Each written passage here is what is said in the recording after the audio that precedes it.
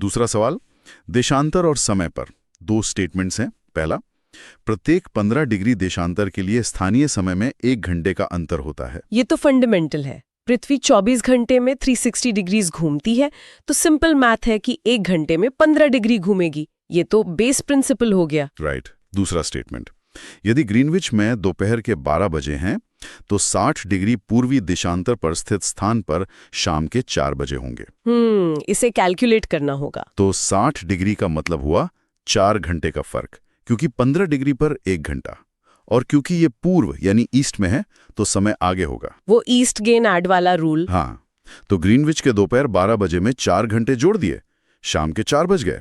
ये भी सही है? बिल्कुल, ये दोनों कथन सही हैं। शानदार। अब तीसरा एमसीक्यू जो पृथ्वी की गोलाकारता पर है, ये थोड़ा ट्रिकी लग रहा है। पहला स्टेटमेंट, समतल भूमि पर समान लंबाई के खंभे गाड़ने पर बीच का खंभा किनारों के खंभों के तुलना में थोड़ा ऊंचा दिखाई देता है।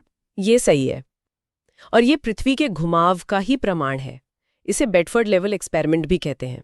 जब आप एक नहर जैसी सीधी सतह पर 3 खंभे लगाते हैं तो पृथ्वी के कर्व की वजह से बीच वाला खंभा आपकी साइट लाइन में थोड़ा ऊपर दिखेगा। हाँ, क्योंकि एक सीधी रेखा असल में एक चाप, एक आर्क होती है। अच्छा।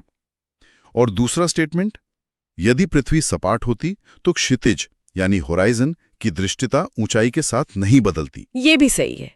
इसका मतलब है कि जब हम किसी पहाड़ या ऊंची बिल्डिंग पर चढ़ते हैं तो हमें दूर तक दिखाई देता है, हमारा होराइजन बड़ा हो जाता है। हाँ, क्योंकि हम पृथ्वी के कर्व के ऊपर से देख पाते हैं। बिल्कुल। अगर पृथ्वी फ्लैट होती तो